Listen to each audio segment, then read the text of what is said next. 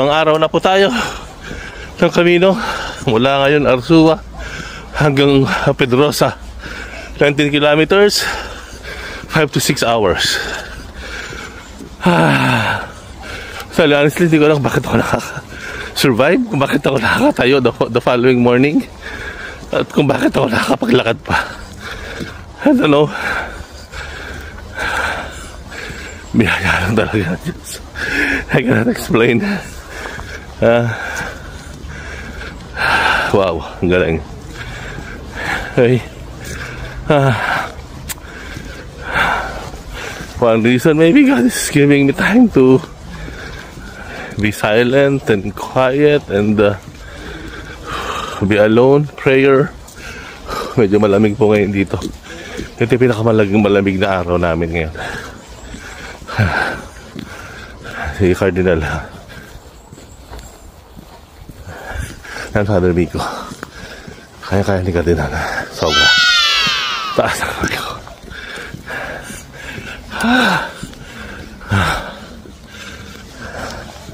More to share, God bless. Buen camino. Buen camino. Father Miko, Eminence. Jade. I cannot explain kung bakit ako nakakatayo the following morning, Eminence. No, translation dapat naka-ano. Nagaganito dapat. Galing Antipolo yung translation. Kaya meron pong monthly na, yearly na procession from Quiapo to Antipolo. Dinadala ba? Opo. Napahabaan. Puntang Rizal. Teka, narinig niyo yan, ha? Napahabaan daw. Siguro that's mga 20 kilometers siguro yun. I mean, 25? From Antipolo. From Quiapo. Antipolo. Kasi San Carlos, 16 kilometers eh. From Antipolo. Malayo pa yun eh. More than 5. Baka 25 yun. Ito yung minsan tatawiran mo. Yung bridge na ganyan. Tapos highway. Uy, SLEX! Tapos NLEX.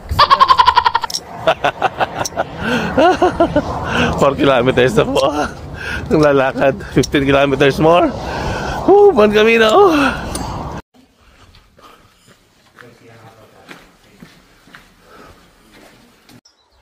Tanong, ano mas gusto nyo? Yung buong kalsada flat? O yung kalsadang taas, baba, flat? Ano mas gusto nyo? Alam mo, meron na akong theory ngayon. Kung bakit ako tumatagal sa paglalakad? 4 oras, 5 oras, 6 na oras, 19 kilometers, 25 kilometers. Alam niyo kung bakit? Dahil yung daan pataas, may pababa, may patag, pataas, pababa. Bakit ano ibig sabihin ko? Ano ibig sabihin? Kasi alam niyo po, iba-ibang muscles kasi ang gumagana sa iba't ibang klaseng terrain. Of course, sa leg muscle yan na pinaka-importante, pati sa feet, ay pagpataas ibang muscle yung gumagana. Pagpababa, iba rin ang gumagana. Ibig sabihin, nare-rest yung ginagamit mong muscle pataas, ang gumagana naman yung muscle na pababa. Same with kapag patag siya. So I guess yung combination nitong tatlong ito, uphill, downhill, patag, pataas, pababa, patag, palagay ko, isang dahil ako, bakit nakakatagal ako? Dahil they're helping. All of the muscles are contributing in their proper time, in their own roles. Wow! Parang may ibig sabihin din yun, di ba? Even in our communities, in our parishes, organizations, minsan ganun din po, na meron talagang tao, members tayo na they are needed at a particular time, at a particular situation, while the rest will just be supporting.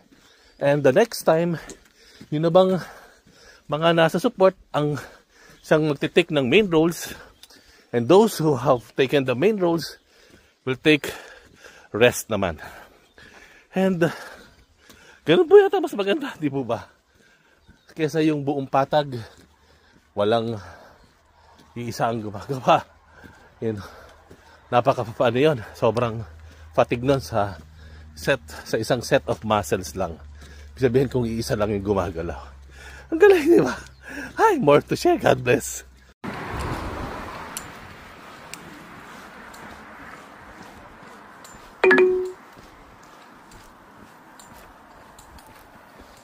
Tumigil ako kanina sandali.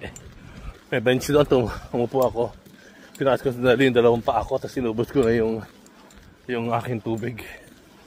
Ayun, medyo ngayon, sakit kasi kanina ng paa, napakasakit. Yan, medyo konting-konting slide na rin eh. Pero, kailangan tumuloy. Mahirap yung masyadong matagal nakatigil. Mahihirapan ng umano uli ang katawan. Kaya mga 30 seconds, binila ako na sarili ko ng 30 seconds. Tayo agad. Ayun. Nadaanan ko yan.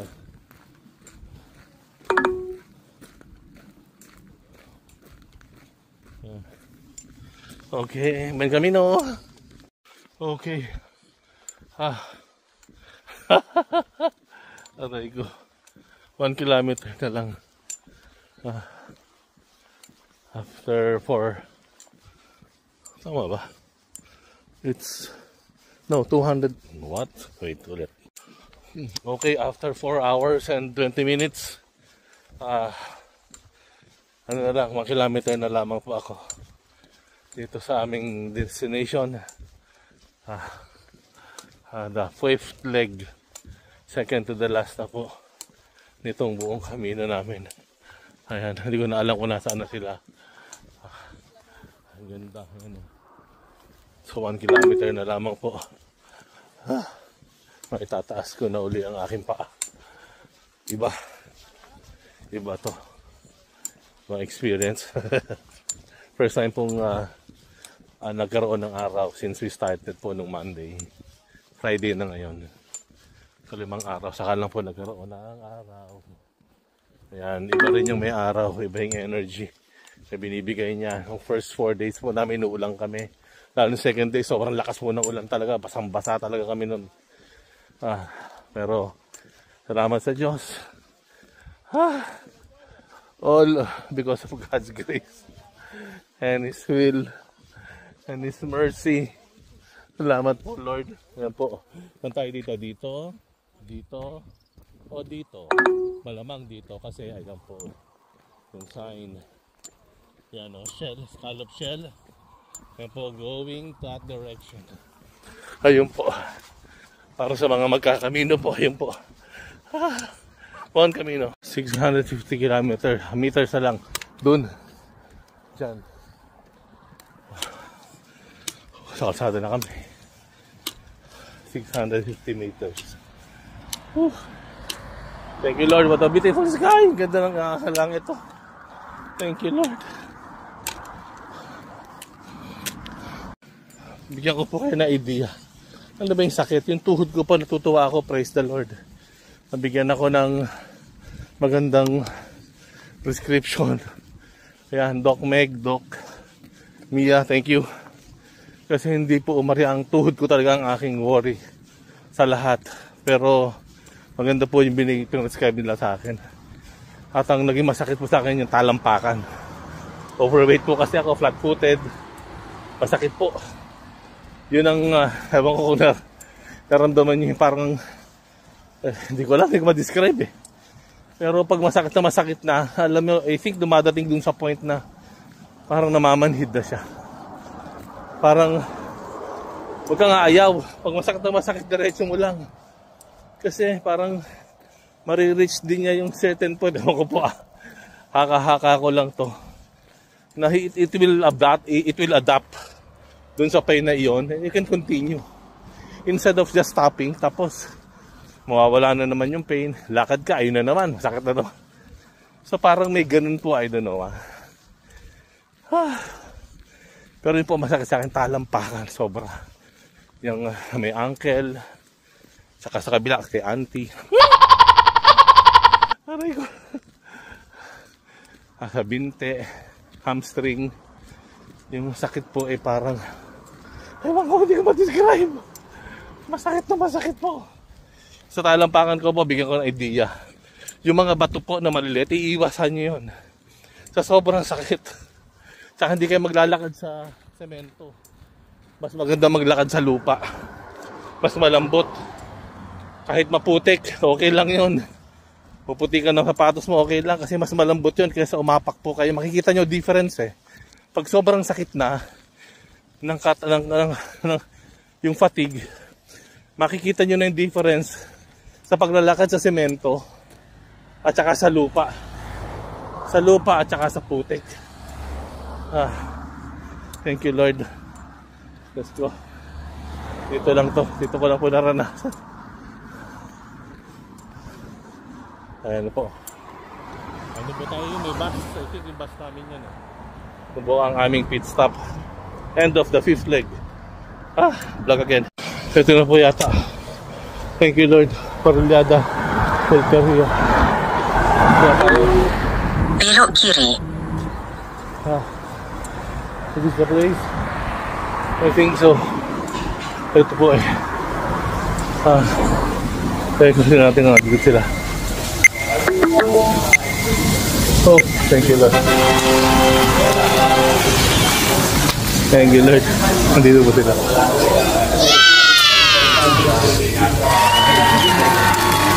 God. Hashtag God's mercy surprises. Grabe bro. Wasted.